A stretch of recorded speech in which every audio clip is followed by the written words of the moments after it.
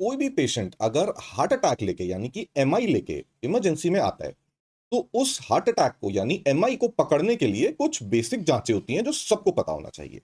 सबसे important blood का test होता है ट्रोपोनिन।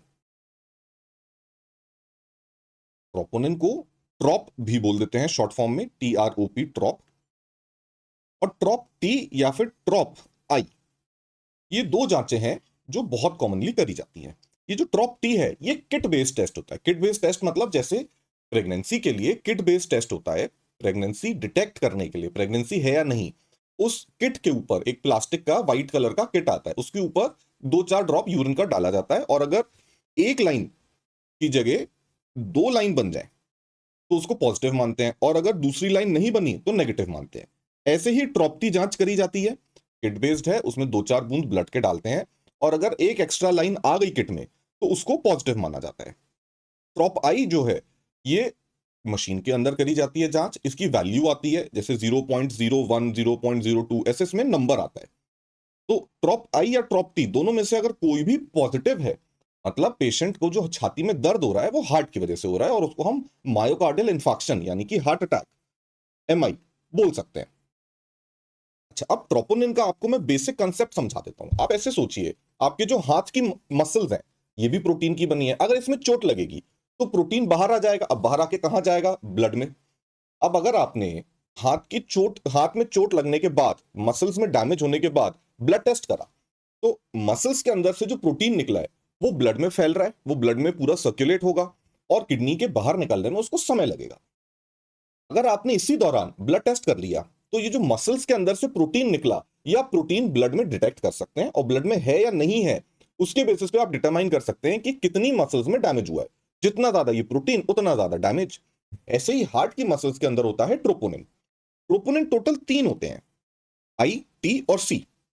सी मोस्टली नहीं नापा जाता, टी या आई नापा जाता है। टी कब नापा जाता है मैंने आपको बता दिया, और कैसे नापा जाता है ये बता दिया। कोई छोटी लैब है, कोई छोटा क्लिनिक है, या फिर ट्रॉप आई की मशीन बहुत ज्यादा यूज होती है कहीं पे, और बैक टू बैक सैंपल्स लगे रहते हैं, तो पेशेंट को वेट ना करना पड़े, इसलिए ट्रॉप टी की जांच वैलिड होती है, ट्रॉप टी कर सकते हैं, और किट बेस्ड टेस्ट है, 20 मिनट्स में रिजल्ट आ जाता है। और कई जगहों पे ट्रॉप आई करते हैं। ट्रॉप आई कंपैरेटिवली ट्रॉप टी से सस्ता पड़ता है क्योंकि ये मशीन में होता है, लेकिन इसका कैलिब्रेशन और इस मशीन का मेंटेनेंस बहुत इंपॉर्टेंट है। अगर इस मशीन में वैल्यू बड़ी हुई आई है ट्रोपोनिन की, तो पेशेंट को हार्ट अटैक माना जाएगा। तो हर इंस्टीट्यूट अपने अपने कन्वीनियंस के हिसाब से या तो ट्रॉप टी करता है या ट्रॉप आई करता है, दोनों का लेकिन जो इंटरप्रिटेशन है वो एक ही है कि पेशेंट को एमआई हो गया। अच्छा, अब ट्रोपोनिन तुरंत नहीं बढ़ जाता हार्ट अटैक आने के यानी कि एमआई होने के और छाती में दर्द शुरू होने के तुरंत बाद नहीं बढ़ता। ये 3 आवर्स में बढ़ना शुरू होता है। Starts rising in 3 hours. तो अगर छाती में दर्द हुआ और 3 घंटे के अंदर अंदर ये ब्लड टेस्ट किया ट्रोपोनिन टी या ट्रोपोनिन आई, तो हो सकता है इसका वैल्यू नॉर्मल है, और ये एलिवेटेड रहता है, मतलब बढ़ा हुआ रहता है 7 से 10 दिन तक। मतलब काफी लंबे टाइम तक ट्रोपोनिन की वैल्यू हमें बढ़ी हुई मिलेगी। ये बहुत इंपॉर्टेंट जांच है जो हर हॉस्पिटल में काम करने वाले इंसान को पता होना चाहिए। ट्रोपोनिन के अलावा होता है एक जांच है सीके, और दूसरा होता है सीके एमबी। अभी जो सीके लेवल होता है, ये सीके लेवल भी हार्ट की मसल के अंदर का निकला हुआ एक प्रोटीन है। ये स्टार्ट करता है राइज करना, स्टार्ट राइजिंग इन 6 आवर्स। और ये जो सीके एमबी है ये भी शुरू हो जाता है राइज करना, लेकिन दोनों का पीक, मतलब सीके एमबी का जो पीक है ये आता है 18 आवर्स में, और सीके एमबी लेवल का भी पीक 18 आवर्स में आता है। अब ये पीक 18 आवर्स में आता है, इसका क्या सिग्निफिकेंस है आप पहले ये समझिए। अगर कोई पेशेंट हार्ट अटैक का पेशेंट छाती में दर्द लेके आया, और आपने उसका सीके एमबी या सीके और ट्रॉपटी ये सब आपने ऑर्डर कर दिया कि ये ट्रॉप, तो अब ये सब आपने ऑर्डर कर दिया। पेशेंट ने बोला जी मेरे पास ना एंजियोग्राफी का पैसा है ना थ्रोम्बोलिसिस यानी इंजेक्शन का पैसा है, मैं तो गांव जाऊंगा देसी इलाज करा लूंगा, या आप ओपीडी में दवाई लिख दो वही खा लूंगा, या सरकारी में डेट लेके एंजियोग्राफी करा लूंगा। तो हो सकता है सीकेएमबी की वैल्यू अगले दिन जब आप इस पेशेंट को फॉलोअप में बुलाएं तो ये सीकेएमबी का वैल्यू कम हो जाए। तो जरूरी नहीं है कि दवाई की वजह से कम हुआ, ये भी हो सकता है कि पेशेंट 18 घंटे में आया और आपने जब उसको अगले दिन बुलाया ये जांचें रिपीट कराने के लिए, ईसीजी रिपीट कराने के लिए और दवाइयां बढ़ाने के लिए या कम करने के लिए और पेशेंट को असेस करने के लिए, तो ये 18 घंटे के बाद आया, तो सीकेएमबी का लेवल हो सकता है आपको अगले दिन कम मिले। अगले दिन कम मिलने का मतलब ये नहीं है कि पेशेंट हार्ट अटैक से बाहर आ गया या फिर पेशेंट को जो एमआई चल रहा है उसका साइलेंट एमआई भी होता है कई बारी, तो ये जो एमआई चल रहा है इससे ये बाहर आता जा रहा है, ऐसा नहीं है। ये सीकेएमबी की वैल्यू 18 घंटे में पीक करेगी और फिर उसके बाद धीरे धीरे कम होती जाएगी और ये वापस नॉर्मल आ जाएगी। तो ये रिटर्न करता है, returns to normal in 2 to 3 days, यानी 48 to 72 आवर्स। अगर कोई पेशेंट साइलेंट एमआई लेके घूम रहा है 2-4 दिन से और उसको हल्की फुल्की सांस फूलती है या बहुत हल्का फुल्का दर्द होता है, उसने इग्नोर कर दिया और वो 3 दिन के बाद आता है अपना जांच कराने और आपने अगर सीकेएमबी की जांच करी और देखी ये कितनी है और वो नॉर्मल आ गई, तो इसका मतलब ये नहीं है कि ये पेशेंट एमआई का नहीं है। उसका ट्रॉप्टी तो फिर भी बढ़ा हुआ आएगा क्योंकि 7 से 10 दिन तक ट्रॉप्टी पॉजिटिव आएगा और ट्रोपाई की वैल्यू बढ़ी हुई आएगी। तो ट्रोपोनिन जो है ये 7 से 10 दिन तक बढ़ा हुआ रहता है, ये तो डेफिनेटली पॉजिटिव आ जाएगा। इन 3 जांचों के अलावा और भी कुछ जांचें होती हैं जो कि बहुत फ्रीक्वेंटली नहीं कराई जाती, लेकिन ये जांचें भी बिगड़ जाती हैं। एक तो होता है मायोग्लोबिन। ग्लोबिन भी एक टाइप का प्रोटीन होता है और मायो मतलब मसल, तो मसल के अंदर का जो प्रोटीन है उसका नाम होता है मायोग्लोबिन। ये राइज करता है विद इन 2 आवर्स, 2 घंटे के अंदर बढ़ जाएगा और फिर ये रैपिडली डिक्लाइन कर जाएगा और ये 7 घंटे के बाद नॉर्मल हो जाएगा, मतलब rapidly declines with in 7 hours. अब ये बड़ा मुश्किल है बोलना कि पेशेंट को छाती में दर्द होना शुरू हुआ और वो 7 घंटे के अंदर अंदर ही आ गया तो उसका मायोग्लोबिन बढ़ा हुआ मिला और तब हम बोलेंगे एमआई है। तो इसलिए मायोग्लोबिन की जांच का इतना सिग्निफिकेंस नहीं है, इस बस एक ही रीजन से कि ये 7 घंटे के बाद रैपिडली डिक्लाइन करना शुरू कर जाता है और हो सकता है ये वैल्यू नॉर्मल भी मिले फुल ब्लोन एमआई के पेशेंट में अगर वो 7 घंटे के बाद आता है तब। और एक ब्लड इन्वेस्टिगेशन होता है डब्ल्यूबीसी, यानी कि व्हाइट ब्लड सेल्स का काउंट। अब डब्ल्यूबीसी को टीएलसी बोला जाता है जब भी आप इन्वेस्टिगेशन लिखते हैं तो ब्लड रिपोर्ट्स जब आती हैं तो सीबीसी नाम का ब्लड इन्वेस्टिगेशन कराते हैं, कंप्लीट ब्लड काउंट, और टीएलसी टेक्निकल टर्म होता है जो कि रिपोर्ट में लिख के आता है। तो डब्ल्यूबीसी काउंट बढ़ जाता है लेकिन पहले दिन नहीं बढ़ता, मोस्टली डब्ल्यूबीसी काउंट दूसरे दिन से बढ़ना शुरू होता है। Rises on second day and raised for तकरीबन ये 7 दिन तक, मतलब एक हफ्ते तक डब्ल्यूबीसी काउंट पेशेंट का ज्यादा मिलता है। डब्ल्यूबीसी काउंट या फिर टीएलसी जो होता है ये कोई भी इंफेक्शन अगर है, ये ब्लड का जो जांच है ये इंफेक्शन में भी बढ़ जाता है। तो ये नहीं सोचना है कि पेशेंट को एमआई तो हुआ है और साथ ही साथ कोई इंफेक्शन भी हो गया, ऐसा नहीं है। एमआई के पेशेंट में डब्ल्यूबीसी काउंट बढ़ा हुआ मिलेगा, वो एमआई की वजह से बढ़ रहा है, इंफेक्शन की वजह से नहीं बढ़ रहा है, और एक हफ्ते तक ये बढ़ा हुआ मिलता है पेशेंट का। अच्छा, ये तो होगा ब्लड टेस्ट। ब्लड टेस्ट के अलावा कराया जाता है एक बहुत जरूरी जांच, ईसीजी। ईसीजी में पेशेंट को एसटी एलिवेशन मिलेगा, एसटी एलिवेशन। कई बार होता है पेशेंट को एसटी एलिवेशन नहीं मिलता है, किसी और टाइप का चेंज मिलता है, तो एमआई या तो एसटी एलिवेशन एमआई होता है जिसको हम बोल देते हैं एसटीईएमआई स्टेमी, या फिर नॉन एसटी एलिवेशन एमआई भी हो सकता है जिसको नॉन स्टेमी कहते हैं। अब देखिए एसटी एलिवेशन में जो ईसीजी में ये पी वेव है, ये क्यूआरएस है और ये टी वेव है, पी क्यूआरएस और टी। अब ये जो एसटी सेगमेंट है यहां से यहां तक के बीच में, ये एसटी एलिवेशन आपको ये ऐसा सेगमेंट आएगा और ये ऐसा आपको एसटी एलिवेशन मिल जाएगा। मतलब ये जो एसटी सेगमेंट है जो यहां पे हमने येलो कलर से हाईलाइट करा हुआ, ये एसटी सेगमेंट बड़ा हुआ मिल जाएगा।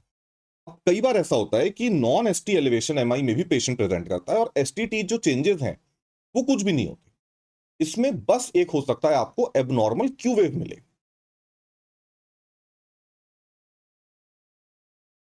ये भी हो सकता है कि नॉर्मल ईसीजी मिले। तो ईसीजी देख के हम डिसीव नहीं हो सकते, यानी कि ईसीजी से धोखा नहीं खा सकते कि ईसीजी में अगर नॉर्मल ईसीजी आ रहा है तो एमआई नहीं है। कई बार ऐसे एमआई होते हैं जो ईसीजी में चेंजेस नहीं लाते या ईसीजी में उसके चेंजेस नहीं दिखते। अब ये जो एबनॉर्मल क्यू वेव है, हो सकता है पेशेंट का एसटी एलिवेशन कुछ दिन में या कुछ हफ्तों में नॉर्मल हो जाए, लेकिन ये जो क्यू वेव है ये कभी नॉर्मल नहीं होती। एक बार क्यू वेव आ गई, मतलब ये जो नॉर्मल क्यू वेव है ये बहुत छोटी होती है, और एबनॉर्मल क्यू वेव जो होती है ये 2 मिलीमीटर से ज्यादा डीप होती है। आपको मैं जल्दी से अगर ऐसे समझाऊं तो ये मान लीजिए नॉर्मल ईसीजी है, ये पी है, ये क्यू आर एस है, ये टी वेव है। तो ये जो क्यू वेव है जिसकी हम बात कर रहे हैं, ये क्यू वेव हो जाएगी डीप। तो ये डीप हो गई क्यू वेव, ये हाईलाइट कर दिया क्यू वेव को।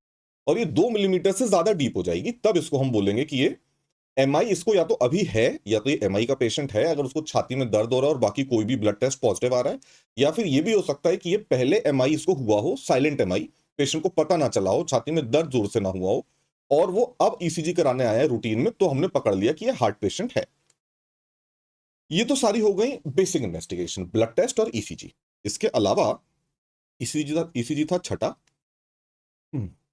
इसके अलावा हम पेशेंट का करते हैं सीएजी। सीएजी का मतलब होता है कार्डियक कैथेटराइजेशन बोल दें, या फिर कोरोनरी आर्टरी का एंजियोग्राफी बोल दें। तो एंजियोग्राफी करते हैं हम पेशेंट का, और एंजियोग्राफी में हम पांव की नस से, हाथ की नस से एक कैथेटर डालते हैं, तो इसलिए इसको बोल दिया जाता है कार्डियक कैथेटराइजेशन। कैथेटर को आप ऐसा समझ लें कि हाथ या पांव की नस से एक तार जैसा डाला जाता है जो हार्ट तक पहुंच जाता है, और अंदर डाई छोड़ता है। वो डाई जहां जहां जाती है वहां वहां ब्लैक कर देती है, और अगर कहीं पे ब्लॉकेज होता है तो वो व्हाइट कलर का ब्लॉकेज दिख जाता है।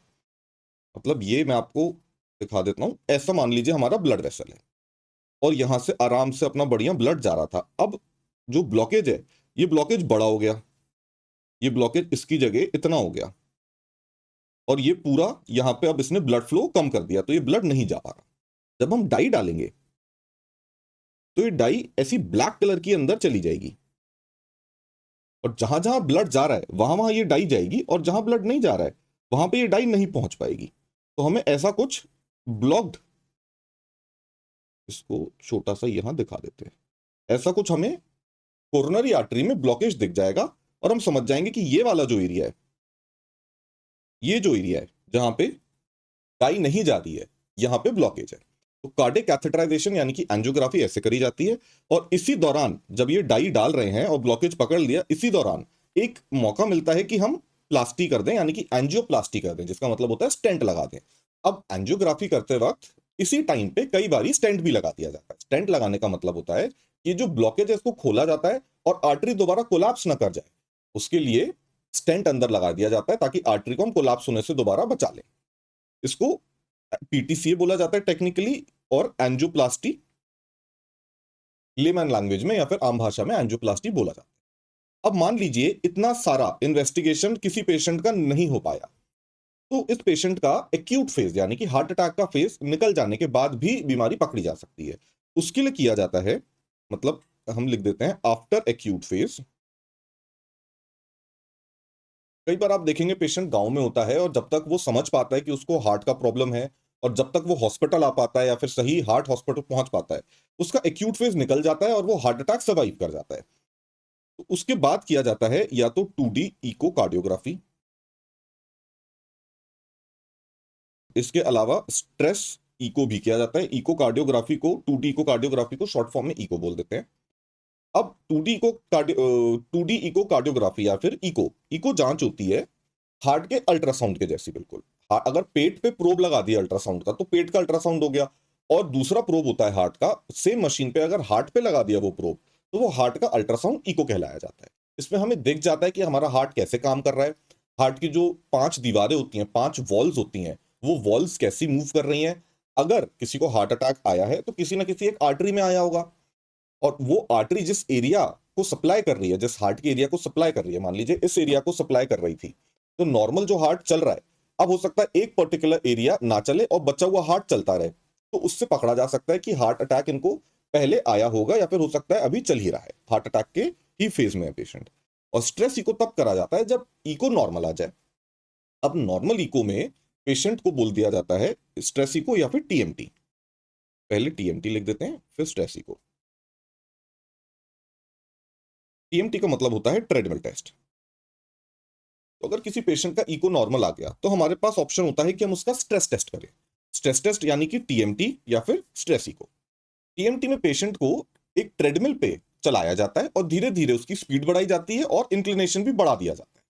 पेशेंट स्ट्रेसफुल सिचुएशन में पेशेंट का हार्ट कैसा काम कर रहा है, नॉर्मल कर रहा है या नहीं कर रहा है, वो हम ईसीजी करके पता करते हैं ट्रेडमिल टेस्ट में। मतलब ट्रेडमिल टेस्ट में ईसीजी के जो इलेक्ट्रोड्स हैं वो परमानेंटली यहाँ पे लगा दिए जाते हैं, बीच बीच में हटाना और दबाना लगाने का काम नहीं होता, यहीं पे फिक्स कर दिए जाते हैं। मॉनिटर में या फिर यानी कि कंप्यूटर के मॉनिटर में देखते हैं और उसके प्रिंट आउट भी निकालते रहते हैं, प्रिंट आउट भी पढ़ते हैं। तो मॉनिटर में हमें दिखता रहता है कि पेशेंट का स्ट्रेसफुल सिचुएशन में ये जो ईसीजी के चेंजेस हैं, ये एसटी एलिवेशन ये हो रहा है या नहीं हो रहा। अगर एसटी एलिवेशन हो रहा है ट्रेडमिल पे चलते वक्त, मतलब ट्रेडमिल की जांच पॉजिटिव है और पेशेंट हार्ट का पेशेंट है, सीएडी का पेशेंट है। और अगर टीएमटी करने के तुरंत बाद विद इन 10-15-20 सेकेंड्स पेशेंट को इको मशीन के सामने दोबारा लिटा के उसका इको कर दिया जाए, मतलब पेशेंट का ट्रेडमिल करा और ट्रेडमिल के तुरंत बाद इको करा, तो हम देख लेते हैं स्ट्रेसफुल सिचुएशन में ईसीजी जैसा भी हो, खराब है अच्छा, हार्ट कॉन्ट्रैक्ट कैसा कर रहा है, हार्ट के सारे वॉल्स कैसे कॉन्ट्रैक्ट कर रहे हैं, तो उसको बोला जाता है स्ट्रेस इको।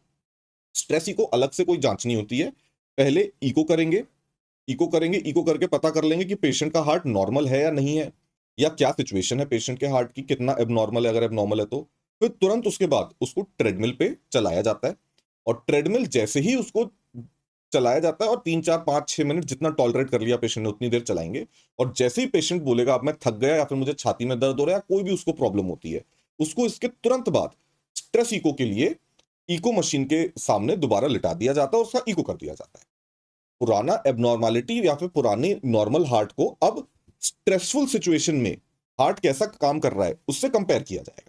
अगर एग्जैक्टली वैसा ही काम कर रहा है जैसा पहले था तो स्ट्रेस इको नॉर्मल आ गया, लेकिन अगर कोई नया एरिया हार्ट का काम करना बंद कर गया, स्ट्रेसफुल सिचुएशन में फिजिकल स्ट्रेस दे दिया हमने पेशेंट को ट्रेडमिल पे चला के, तो उसको बोला जाएगा कि ये ट्रेडमिल टेस्ट या फिर स्ट्रेस इको टेस्ट पॉजिटिव आ गया है, और इस पेशेंट को फिर एंजियोग्राफी यानी कि सीएजी के लिए भेजा जाएगा, कोरोनरी एंजियोग्राफी। तो एमआई का फेज निकल जाएगा, उसके बाद भी कई ब्लड टेस्ट करे जाते हैं और कुछ रेडियोलॉजिकल इन्वेस्टिगेशन करी जाती हैं, जिसके बेसिस पे पेशेंट हार्ट पेशेंट है या नहीं है हम भी पता करते हैं, सीएडी पेशेंट है या नहीं पता कर सकते हैं। उसके बाद उसका एंजियोग्राफी करते हैं और इसके बाद उसको स्टेंट लगाने के लिए यानी कि एंजियोप्लास्टी के लिए रिकमेंडेशन दे दिया जाता है। कुछ और टेस्ट होता है जैसे कि थेलियम स्कैन, ये भी किया जाता है। इको टीएमटी स्ट्रेस इको के अलावा थेलियम स्कैन भी करा जाता है। ये वो देखने के लिए होता है कि कितना हार्ट का जो टिश्यू है वो नेक्रोसिस में या इस्कीमिया में, उसको असेस करने के लिए। सेम चीजें हम इको से भी कर सकते हैं, लेकिन थेलियम स्कैन से और ज्यादा एग्जैक्ट इस्कीमिया कहाँ कहाँ पे हुआ है या फिर नेक्रोसिस कहाँ कहाँ पे हो गया है हार्ट मसल का, वो ज्यादा अच्छी इमेजिंग हमें मिल जाती है।